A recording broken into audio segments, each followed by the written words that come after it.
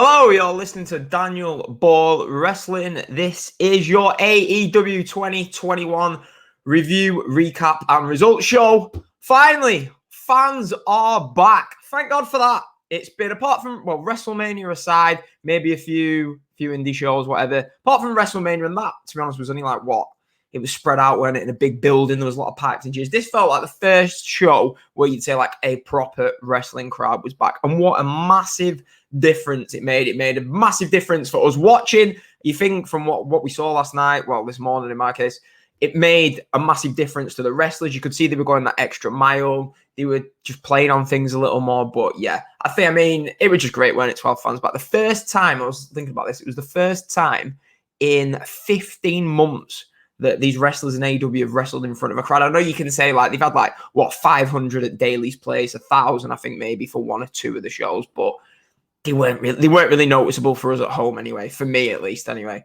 they didn't really. Do you know what I mean? To me, that was still an empty arena crowd. Obviously, we had the New Japan crowds, where do you know what I mean? The clap crowds, which, to be honest with you, I think I preferred the empty arena shows and the actual clap crowds, because all that we've seen is it's just frustrating. They're there and they can't make any noise except the odd clap. So that, for me, I'm not a fan of the clap crowd. So yeah, it was great. I've been waiting for this moment to have fans back.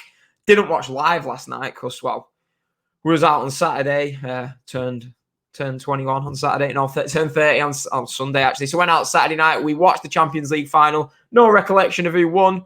I was in bed asleep by about 11 o'clock. But yeah, a little bit ropey yesterday. Blackpool, Preston's biggest rivals. I can't believe I'm saying this. Decided to win promotion at Wembley on my 30th birthday. So yeah, great stuff there. Oh, at least we've got Preston Blackpool next season. But yeah, back to the wrestling. I just want to say, if you're listening to the show, hit the subscribe button. If you're listening on YouTube, thumbs up. If you're listening on Apple, we'd really appreciate... Why is the Wi-Fi so bad? We'd appreciate a 5-star review on Apple. Probably not for our video quality. And if you are on Twitter, hit us up with a retweet. So overall thoughts on Double or Nothing. I thought it was great. It was great. There was a few down parts of the show. There was one or two. Just let me sort this fucking Wi-Fi out. Seriously, I paid the dearest amount that you could for Wi-Fi. I'll turn the Wi-Fi off on my phone. Sorry, audio listeners, but hey, I never claimed or wanted to be professional, so maybe this will make a difference. But yeah. So the show itself, I thought the show was... It was a great show. I was messaging one of my mates during the show, and I said, if these last two matches deliver, we're looking at arguably one of the greatest pay-per-views of the decade. I know that only spans 18 months, and half of that, most of that really has been in front of no crowds, but I don't know, the show just felt completely different. Even the pre-show, the pre-show match was great, but overall, we got 3 to 4 great matches, plenty of great moments. Although I'm going to get into my thoughts on the main event later on, it was a great end to the show with, spoiler it, Jericho. Basically, if you could have pictured, if you'd have said a year ago, 6 months ago, when this Judas song was first getting over, everyone was like, oh, why could this not be in front of live crowds? They'd be going crazy for it. So to have that first show back in front of fans, end with an entire building of people standing up, singing the Judas song while the inner circle stand tall. I thought that was a great moment to end the show. And I've said numerous times, if you go back, about a year ago on the podcast, I was saying, look, when we first hear that packed arena singing Judas, we will know that this pandemic is sort of reaching, touch wood, its conclusion. So yeah, great ending to the show. The card itself before, I think the card on paper, I was more hyped for Revolution than this, possibly even Full Gear the month before. And for me, the one thing I've said about AEW is I think the week-to-week TV show, for the most part, has been absolutely fantastic throughout the pandemic, really. It's kept a lot of wrestling fans going, while WWE's week-to-week TV, let's be honest, has been a bit of a chore to watch at time. I know a lot of people, at least in our circles, haven't been watching it, and I don't really blame them. It's been a chore to watch. SmackDown's been okay, but AEW have been far superior in the week-to-week stuff. Now, my personal opinion is that AEW pay-per-views, although there's only been, 4 of them in the pandemic. I thought Double or Nothing last year was great, but All Out, wasn't really the biggest fan of that. Full Gear, wasn't really the biggest fan of that. We had a good opener to that.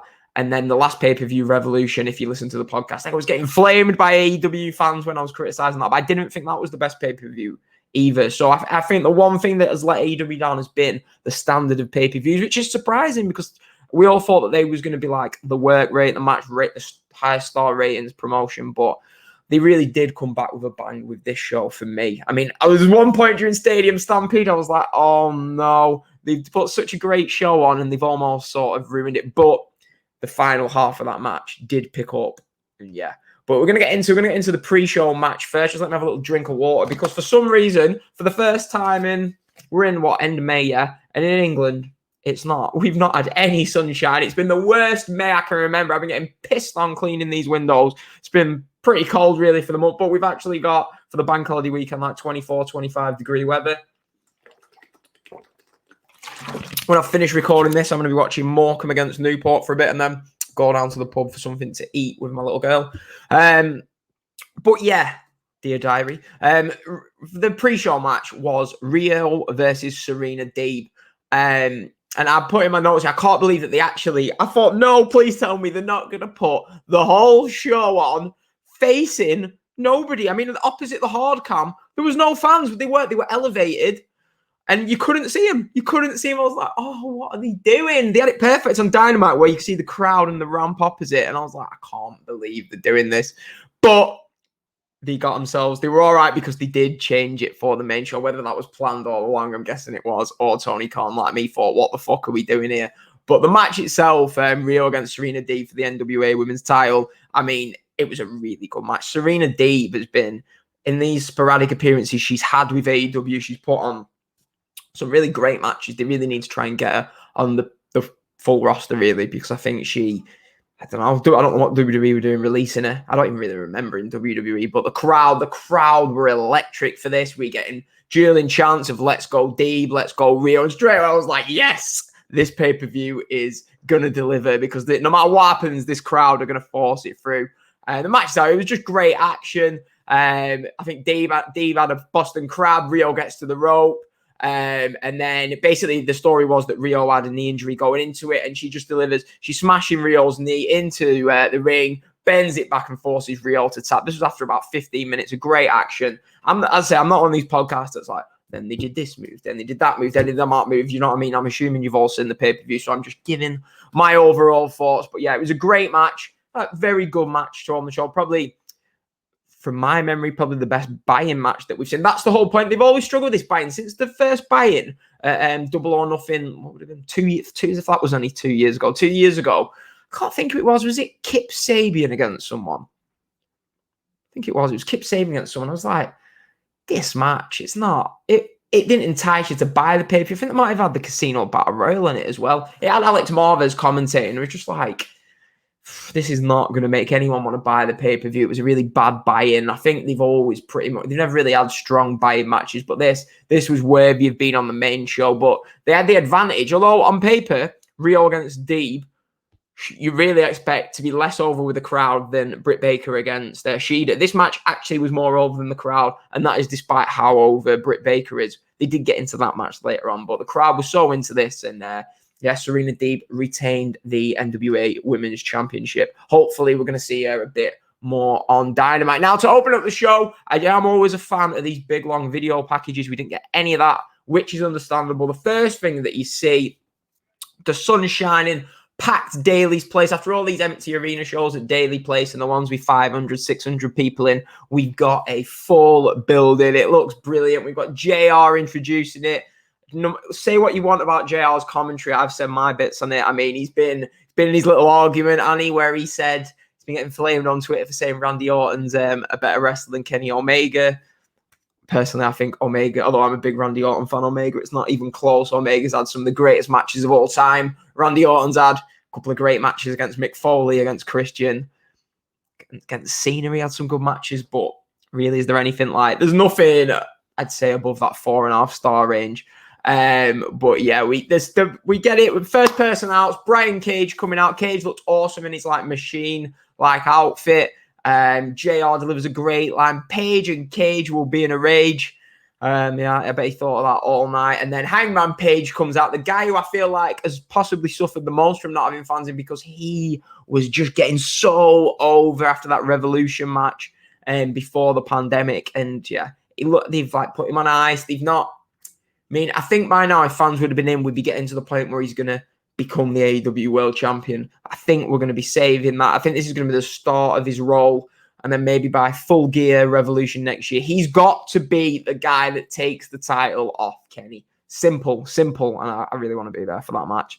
But yeah, the match is just insane. Great. The crowd are so into it. We're getting crazy dives. Hangman Page doing moonsaults everywhere. Page hits a suplex. I know we're not going to be a moves podcast, but it looks like we are. Page hits a suplex. Cage hits a suplex to Page to the outside. Cage goes for the buckshot, but Page, which was weird enough, but then Page caught him into, is it the F5, the F10 that Cage hits that, 2 count, buckshot attempt, the crowd. This was like the moment I was like, that's for it, Pete. The crowd were going mental for this buckshot attempt. We thought it was over, but no.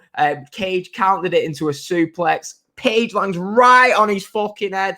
I was on the end of my bed. I was like, this is amazing. Then I'm like, oh no, you're going to ruin it with interference. Team Tavs come out, which, although like, I was like, oh, great match, don't run into this. It did make sense storyline-wise because they've been teasing this breakup with Cage separating from Team Taz. And they throw the belt, and that was like the theme of the evening, weren't it? There was 3 matches where belts were thrown into the ring, make of that what you will, maybe a bit of quality control. Wouldn't have gone amiss, but yeah, so basically they throw the belt in. Well, it's getting confusing. This Cage didn't want any of it. Throws it out. He's arguing with Hook and bang, turns around into a buckshot lariat, and Hangman Page gets his win back over Brian Cage. Great match. Absolutely great match. If it had finished clean, I would have gone high. I went 4 1/4. I thought it was just a great match. What a fucking opener this was. I actually preferred this opener to the Page Kenny Omega opener from Full Gear. So yeah, absolutely great match. And then we don't have time for a rest here. We go straight into the AEW Tag Team title match. Moxley and Kingston versus the Young Bucks. This was like the only match, I think, on the pay-per-view that actually got a video package before it, which, I don't know. I've been busy this weekend, so I didn't have time to actually watch all the countdown shows and stuff like that. So I would have liked a couple of video packages thrown in. But I think this was the only one that we got. We got a little one in the Darby Allin match. But I do think, like, particularly the main event needed a video package. But Moxley's coming out. I was like, this guy is the man everyone aspires to be. He's coming out to wild things. The crowd are going crazy. He jacks someone's can of beer, necks it, smashes it over his head. Kingston's behind him, pissing himself. I was just like, oh, Moxley is... It's so crazy how it's just gone from, you look at Dean Ambrose, what he was like in WWE, the lunatic fringe, to this Moxley. It's just night and day in it. I mean, he's going to have another world title reign at some point. But yeah, this was great. The match itself, I did not expect it to deliver like this. I mean, must have been great for Kingston to be performing in front of like a big crowd and being as over as he was. That must have meant a lot. But yeah, the Young Bucks are working over Moxley for ages. It gets a great hot tag to Eddie Kingston. Crowd are going mad. There's just counters flying everywhere. Super kicks, countering paradigm shifts. Moxley, it's a paradigm shift on Matt Jackson. Matt breaks it up last minute. And then the match, after just crazy action for 20 minutes, it ends. It was a strange ending, but I didn't have a problem with it. Didn't look like the most legit BTE triggers, but they did hit 4 BTE triggers to pin Moxley. It was a bit of a strange finish because like Matt sort of ran over and just punched Kingston on the floor and then went back and pinned Moxley. So I was expecting him to kick out, which sounds stupid after 4 BTE triggers, but incredible match. I think I was higher on it than a lot of people. I had a look on Grapple. I think there was like around 4.25. I loved it. Absolutely loved it. For me, match of the night, 4.75. Absolutely fantastic. This was exactly the sort of match that was just helped by fans being there. Everything, the hot tags, Moxley being as over as he was, Kingston being as over as the Young Bucks being booed as much as they were. I just thought it was perfect. It was perfect. Absolutely loved the match. So yeah, 4.75. Next, Casino Battle Royal. Never really been a fan of these. They're probably bit too complicated for my little brain. But yeah, you've got the Kings, the Hearts, the Spades coming down, all that shit. Christian, the first out, decent pop. I'm not going to run for everything because so much happened in this match. I mean, one thing that I will take, go back and look at the start when people are saying, oh, the Acclaimed is shit. I was like, these guys are going to be over as shit when the fans come back. And pat on my shoulder was fucking right. Max Caster comes out. He gets the pop of the fucking match. He's fucking rhyme or whatever on Christian not having his edge. Seidel slipping off the top rope. Dustin being ugly. Crowd are going mental for it. I was like, yeah, these two are going to be, they'll be baby faces. I said they'll be baby faces in a year to 18 months and be tag team champions. And I'm sticking to that prediction. Another shout out, Penta. Penta came out and he was a lot more over than I expected. This is why it's so interesting. We've not known, like we can predict who we think's over. We can read, you can watch podcasts like this, see who people like. You can read on Twitter who people like or whatever. But until you put these guys in front of live crowd, we're not actually going to know who is over. We can just forecast it. Speaking of over, Jungle Boy, Leo Rush debuts. I mean, I'll be honest, I was sort of thinking, come on, Bryan Danielson, get your ass out there. But no, Leo Rush is out as the Joker, whatever that means. But yeah, it comes down to Jungle Boy Christian. They have a great finishing thing. And this match for me, you could see the crowd. It was probably like 75-25 in favor of Jungle Boy. And I'm thinking, oh, don't have Christian win this. I can just see myself going on Twitter tomorrow. Oh, Christian, 47-year-old Christian beating 26-year-old, if that's how old he is. Jungle Boy, 25-year-old. I think he's 25. So I'm thinking, come on, just give Jungle Boy the win. And he did. Great finish. He do you remember at WrestleMania 22 when Mysterio goes for like the 619 and slips off the post? Sort of like that. Christian tries to throw him out, but he holds onto the post, swings himself round, gets back in the ring and hoists Christian over the top rope to win. Great finish. The crowd is singing the Jungle Boy song, which is AEW have just got these theme songs down to perfection, aren't they? They've got the Moxley Wild things, the Jungle Boy song, the Orange Cassidy theme song's great. Obviously Judas. So yeah, they're really getting this down to a T. I like the Battle Cry Kenny Omega theme song, but yeah. Jungle Boy wins, and he's going to face Kenny Omega. Spoiler for the match later on. He's going to face the AEW World Champion 2 weeks on TV, and I can't wait for that match. That's going to be great. Hopefully, it's in front of fans. I don't think it is it? I think the taping on Friday live for Dynamite, so I'm guessing maybe they're going to do the taping for the week after the next night. Oh, that'd be stupid, wouldn't it? You really want fans to be there for that. They should have just waited. For me now, let's just have 6 weeks of Dynamite where it's just getting through. We don't need to waste anything. I don't really need to see a Kenny Omega Jungle Boy title match wasted. Let's just get through. The shows aren't on the usual nights. You don't need to go all out. Pardon the pun. So yeah. Battle Royale went 3.25 on that, basically because I really like the ending. I'm not the biggest fans of these casino battle royals. Speaking of not being the biggest fan, Cody Rhodes versus Anthony Ogogo. Best thing I can say is I like the Big Ben at the start of Anthony Ogogo's theme. Did this have a video package? I don't even know. Thank God that awful Snoop Dogg version of Cody's theme is gone. For me, I thought Ogogo was fine, yeah? No problem with him. It's his second, third match, whatever, well, on TV. I was fine with it. I thought he was fine, yeah? But the match itself didn't work. It was too soon. It's like you don't have Jade Cargill on pay-per-view now. I mean, we know Cody had the great match with Jade Cargill and Shaq, but crowd didn't care. I don't think it had any right to be on the pay-per-view. I know why they wanted to do it. If Ogogo was going to win, then fair enough. But crowd didn't care. The whole feud of England versus of the UK or whatever versus the US was dumb. Cody wins with a vertebrae. I didn't know he used that as his finish. I thought Ogogo was fine. That was all I can say about this. I went 2.5. Yeah, it didn't need to be on pay-per-view. I don't think this was needed on the show. It was just to get... Do you know what I mean? It was harmless when it did go a bit too long. This was sort of the downward period. We had the Battle Royal, Miro versus Archer was fine, but I don't think we needed this on the pay-per-view. The lowest rated match for me. Next, we get Miro versus Lance Archer. This was a good match. It was two big men kicking the shit out of each other, really. It was nothing to write home about. It was just your standard 3-star match. It was good. Hard hitting. We got a crazy dive from Archer to start with, but yeah, I mean the spot of the match really was Jake the Snake Roberts come out with his bag, which we're all saying was the snake in it, and Miro launches the bag, and yeah, it's a huge boost from the crowd, and I'm glad Miro beats Lance Archer clean with the game over, and yeah. I mean, although Archer's sort of been in limbo, hasn't he, since he joined AEW. I mean, he's flirted with the main event for a few months, and he's never really had that feud, has he, that he needs. This was thrown together pretty much at the last minute.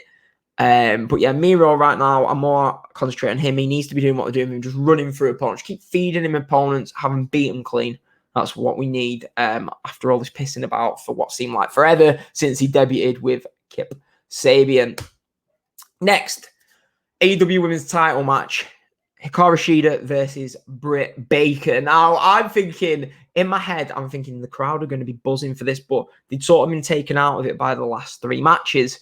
I've got in my notes that the match isn't working, the crowd have died, which I'm going to admit, I'm stand by. I don't think it was working at first. They didn't seem to mesh well together. I don't know if it's because we'd just seen the Deeb Rio match, and obviously I was expecting this to be better. And I thought what they should have done was call an audible, have Shida retain, and then have... Do you know what I mean? There's so many big matches on this show that you don't want this to sort of get lost in the shuffle. Have this main event at Dynamite and have Britt Baker's big title win on Dynamite. But I'll be honest, they did... the spot that really took me out of it was when Reba or whatever inadvertently hits Britt with a crutch right in front of the ref, and the ref just counts the pin. Just like, you've just seen that. Do you know what I mean? What are you doing? But after that, this is a match where the near falls did help. They did help the match. We get a curb stomp by Britt onto the belt for a 2. Britt kicks out of the Tomahasi, is that what it's called? Shida's finishing move. And then we get Britt Baker tapping out Hikara Shida with the lockjaw. So Hikara Shida had this belt for exactly 1 year. She won it at Double or Nothing last year. She got to wrestle 1 match in front of a crowd that was pretty dead for the first half. They did liven up in the second half. But yeah, the match itself, tale of two halves. First half, I wasn't a fan of. Second half, I was. It did pick up. It was a really nice moment at the end with Britt hugging Tony Schiavone. Sorry, and I thought that was a good moment. I think I've been a bit generous, but I went 3.5 on it. But yeah, I was in a good mood. I do think it's the right move having the belt on Britt. Maybe you'll say she's a heel. Did she really need a big moment? But it felt like the crowd were going to be more into it. And I'm surprised they weren't, because they were so into the Darby Allin and Sting match that was next. But yeah, I don't know. Maybe they just... Maybe it was just one of them where like Britt's really over, but they don't want to boo Shida. So it was essentially like 2 fan favorite. I don't know. I'm speculating. But next we get Darby Allin and... Is he 61, Sting? Sting's first match since Seth Rollins ended his career at Night of Champions in 2015. 6 years ago. His first match in front of fans. He had that match at Revolution, which I've still never watched, actually. So yeah, Darby Allin and Sting versus Ethan Page and Scorpio Sky. It was great, wasn't it? I mean, I wasn't expecting it to be this good. Sting takes a suplex on the ramp to start with, but he doesn't sell it, stands back up, Sting a splash off the casino chip. The crowd are going absolutely fucking bananas. Yeah, this match, it was just great, wasn't it? They worked on Darby forever, hot tag to Sting a splash on both of them. He hits awkward code red, but he hit it at 60 odd years old. Speaking of a code red, he's doing something right. The crowd are going fucking insane. We get a great spot where Darby Allin and Ethan Page are both in like a death lock and a leg lock. And yeah, they're both slapping each other. This was great. And then the end of the match comes Scorpio Sky, goes for his finish on Sting. Sting counters it so smooth into a Scorpion Death Drop. 1, 2, 3. Sting wins. People say Darby Allin should have got the pin. No, it was right to have Sting get the pin in front of fans on his first match back in age. I mean, I want Darby Allin Sting versus the Young Bucks. Are we going to see that at some point? I don't see why not. But yeah, this is great. And Darby Allin's so over. This thing with Sting. Finally, all those weeks of like, oh, Sting's not doing much, is he? He's not doing much. I was one of the ones like saying it. But yeah, it did. In the end, it finally like sort of worked out, didn't it? It did. But yeah, really good match. 3.75. And this, and I'm looking at like star ratings. I know some of you don't like it, but hey, you stuck with it if you're listening to this podcast. But yeah, so we got the pre-show match. I've gone 3 3/4. The opening match 4.25. The second match 4.75. Battle Royal 3.25. Cody versus a Go-Go 2.5. So that was the low point. Miro, Lance Archer 3. Shida Brit 3.5. Darby and Sting tag 3.75. So they're fucking high ratings, really high ratings. And as we're going into this double main event, I mean, a message my mate saying if these double main events live up, we're going to be looking at one of the pay-per-views of the decade here, like I said at the start of the show. And I'll be honest with you, I thought one over-delivered, one under-delivered, but it still ended with a positive, which was the main thing. I mean, So, I mean, I spoke about this the other week. Kenny Omega versus Pac versus Orange Cassidy. Wasn't a fan of these triple threat matches. Are very reminiscent for me of ladder matches. They're just overused.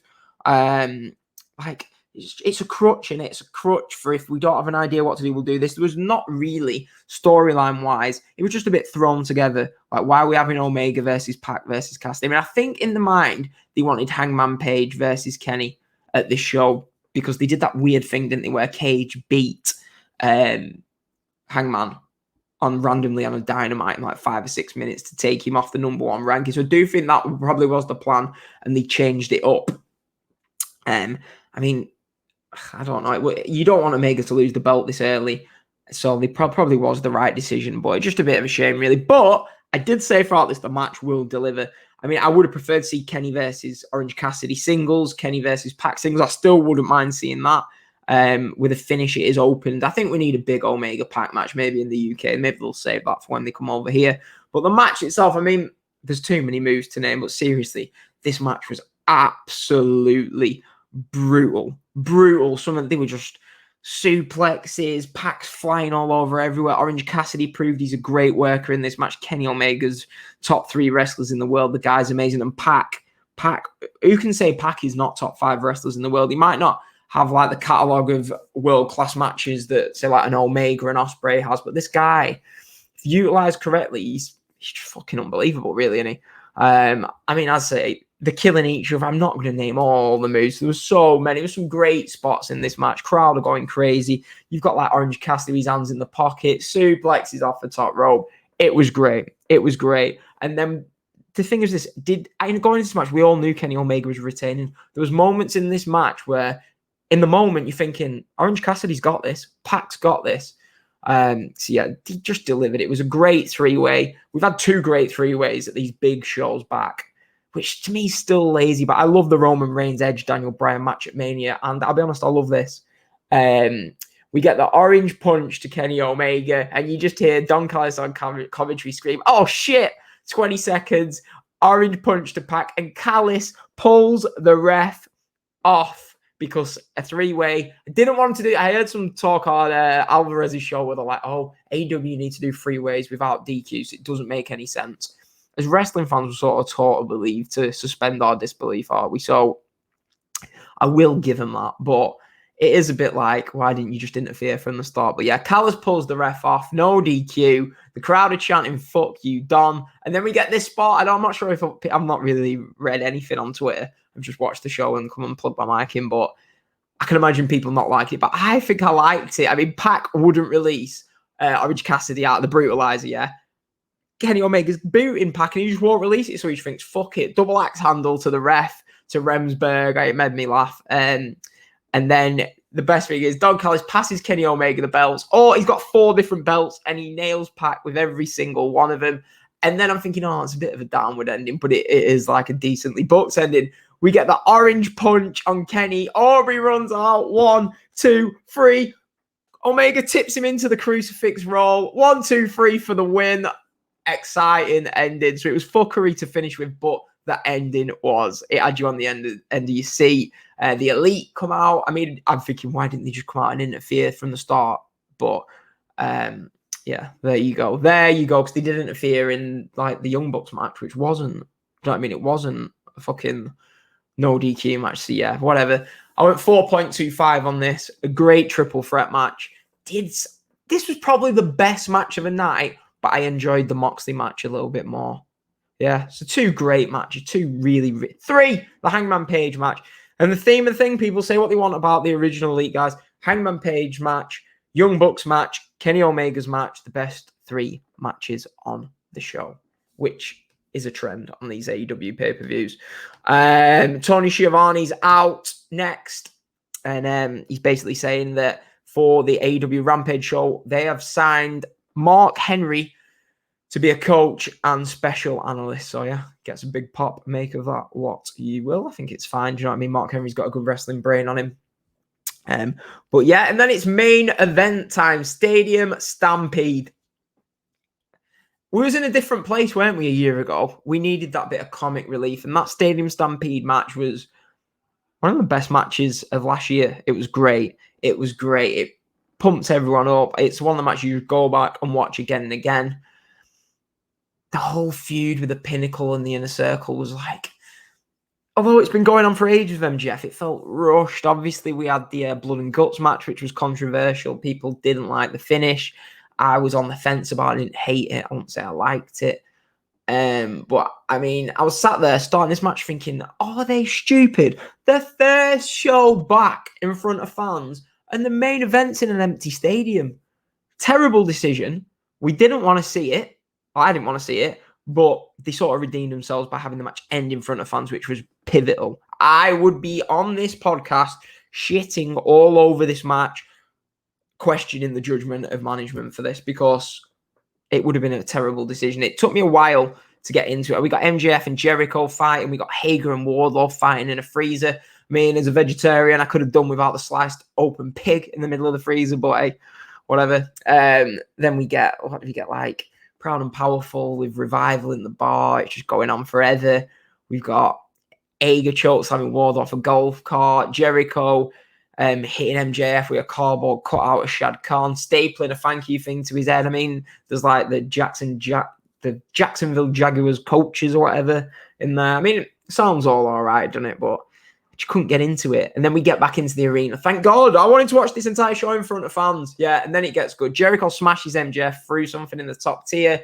The tease throwing Jericho off the balcony. And then the end of the match, and I'm thinking, you know what? This makes sense. This should be about Sammy Guevara. For me, I thought it should have been Sammy Guevara pinning MJF, but they must not want to do that for whatever reason. We get the throwback to last year. Obviously, Sammy Guevara in that iconic clip gets hit by the golf cart by, was it Kenny Omega and Matt Hardy? Yeah, I think so. And then so Sammy runs down Sean Spears, and then I was ready to shit it, but we get a little 3 to 4 minute match with Sammy Guevara and Sean Spears. I wouldn't have been thinking that would end the first pay-per-view back in front of fans, but forget the match.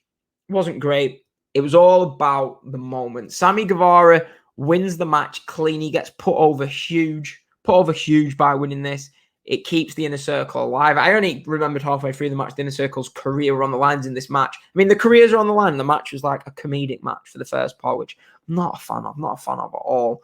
But yeah, Sammy Guevara winning the match for his team was great. Puts him over big.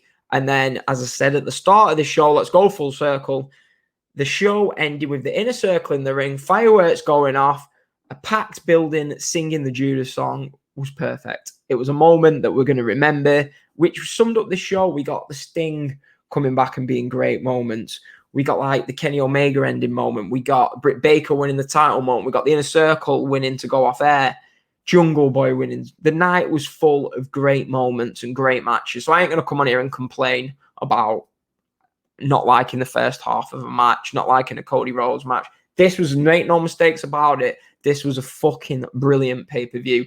I think, although I was a big fan of WrestleMania, I think it was better than WrestleMania it was. If we're being honest, it was better than WrestleMania. Though I loved WrestleMania, do think this was just a better show. And I was thinking, watching this, might be controversial. I don't think WWE could put on a show with such a high standard of wrestling on it. I don't think you're going to get a WWE pay-per-view with 3 4-star plus matches and like 3 3 3/4 matches. Just don't think you're going to do that, which is fine if that's, just let's see what the poll's saying on Twitter. That's fine if that's not what, you know what I mean? If you want more of the entertainment side, I do think AEW, as I've said, if they can deliver on these big pay-per-views, and they've just got it, because Dynamite is just fucking brilliant at the moment. So yeah, fucking I'll have to turn my Wi-Fi off, Anna, so it's not loading the poll. But yeah, Dynamite's been brilliant at the moment. But this show itself, I mean, look at what it's done. It got Jungle Boy over big, Britt Baker over big, Sammy Guevara over big. Hangman Page gets a big win. These guys are the future, the present. They're all in the mid to late 20s. Yeah, Hangman Page is not even 30 yet, I don't think. So these guys are going to be at the top of AEW for the next 10 years, and they all got big wins on a big show. I mean, I hate people. Oh, you can't compare it to WWE. Well, I'm fucking gonna, right? You're not going to see a WWE pay-per-view where 4 people in the 20s and early 30s all go over big and win. That's one of the key differences of why AEW is better than WWE. I'm sorry. I've praised WWE for their pay-per-views, yeah. But AEW is better than WWE. Simple. I don't see how we can even argue, dispute it at this point. If people like WWE more, that's fine. I like WWE, but if we're being brutally honest, AEW is better than WWE right now, and it's not even close. Not even close. As long as AEW can sort these pay-per-views out, which it seems like they can, then yeah, big win. So a big thumbs up for the show. And yeah, I'd say I was really happy with the show. Great to have fans back. I mean, I'm just going to fucking connect my Wi-Fi, yeah? If it fucks up my connection on YouTube, then so be it. Right, 2 secs. Right, let's see what this poll's saying. So I did like, what do you think? Thumbs up, thumbs down of the show. And if Twitter loads, which it has, we've got 87% of you thumbs up, 13% thumbs down. So 13% of WWE fans have decided to vote in this poll, and 87% of wrestling fans have voted thumbs up. But yeah, great show. We can all agree on it. Fans are coming back. WWE are back on tour in July. AEW back on tour in July. June, let's be honest, is an irrelevant month in pro wrestling. It's irrelevant, it is. And I'm glad, because the Euros are on. You know what I mean? Things are sorting, getting back to normal over here. So yeah, I will do a couple of podcasts in that time.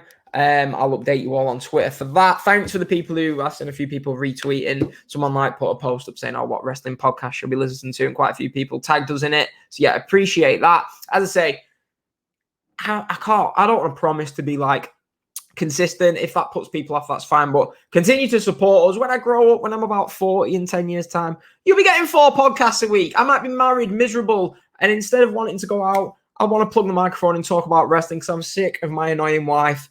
And, well, I'm not sure if I'll be having any more kids. But, yeah, well, my kid will be 15 then, so she won't be interested in me probably then. So, yeah, basically, stick with the podcast. I ain't going anywhere. That was your AEW 2021 Double or Nothing review. I promise you in 10 years' time, I'll still be reviewing this. Stick to the channel. I mean, if you want to watch the vlog of WrestleMania 35, that's some great video footage. We've got 3 hours of footage at WrestleMania 35. But I'm already looking at tickets, potentially, if we're allowed to go all out. Maybe. I'm not sure if we'll be able to do it full gear, but yeah. We'll be doing vlogs next year at WrestleMania 38. Is it 38? Jesus, it is 38. WrestleMania 38. And hopefully this time next year, I will be at Double or Nothing. So, yeah. Great show. Really enjoyed it. Fans are coming back. July can't come quick enough. Thanks, everyone, for listening. Subscribe to the channel. Retweet the podcast. 5-star review on Apple if you think we deserve it. Even if you don't think we deserve it. Be nice. Right. See you later, everyone. Thanks for listening. And I will be back at some point.